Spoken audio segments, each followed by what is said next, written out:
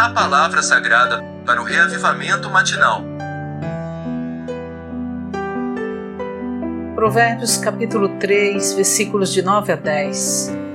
Honra o Senhor com os teus bens e com as primícias de toda a tua renda, e se encherão fartamente os teus celeiros, e transbordarão de vinho os teus lagares.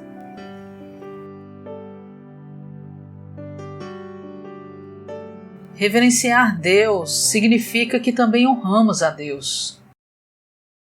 Provérbios capítulo 3, versículos de 9 a 10 diz que devemos honrar o Senhor com os nossos bens e com as primícias de toda a nossa renda.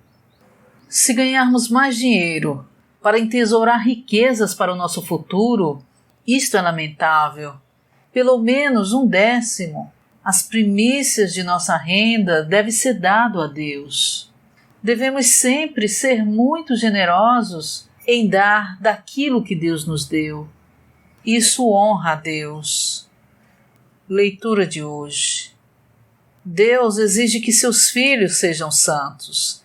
Em 2 Coríntios, capítulo 7, versículo 1, Paulo diz: Tendo, portanto, essas promessas, ó amados, purifiquemo-nos de toda a contaminação da carne e do espírito, aperfeiçoando a santidade no temor de Deus.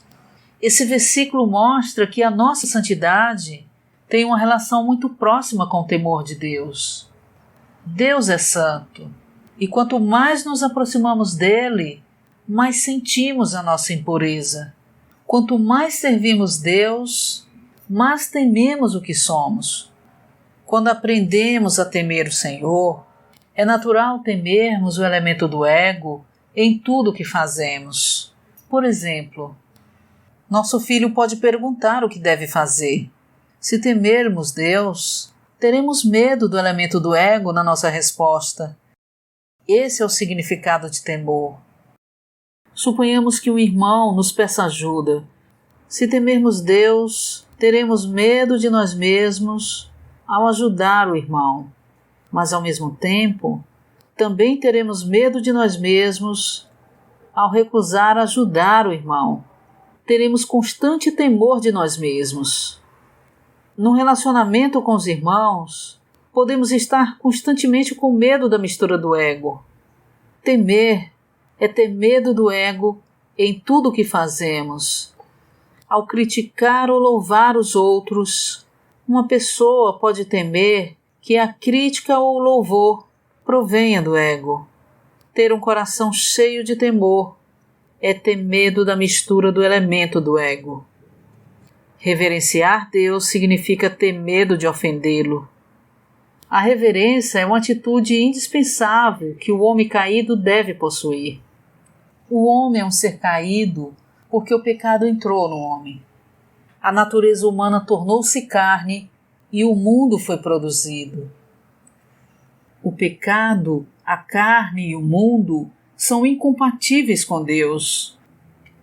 Se é ligeiramente descuidado e dá espaço ao pecado, à carne ou ao mundo, o homem peca contra Deus, ofende Deus, opõe-se a Deus e lhe resiste.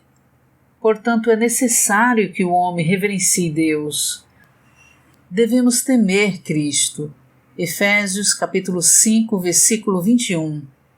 Permanecer no temor de Cristo indica que nos sujeitamos uns aos outros na atitude, na esfera e na atmosfera de temer Cristo.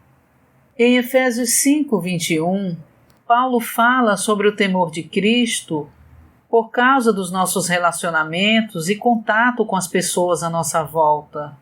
Só podemos sujeitar-nos uns aos outros no temor de Cristo. Efésios enfatiza Cristo como a cabeça do corpo. Uns aos outros, em Efésios 5, 21, refere-se aos membros do corpo.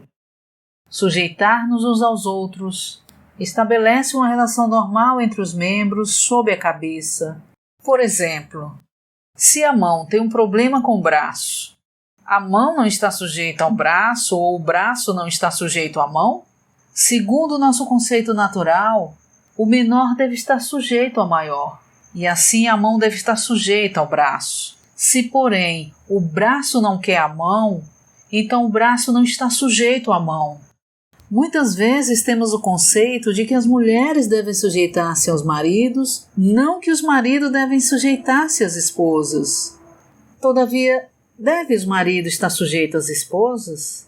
Sujeitando-vos uns aos outros no temor de Cristo. No versículo 21 é o tema geral, mas só depois é que Paulo fala de as esposas se sujeitarem aos maridos. Portanto, não só devem as esposas estar sujeitas a seus maridos no temor de Cristo, mas os maridos também devem estar sujeitos às esposas no temor de Cristo.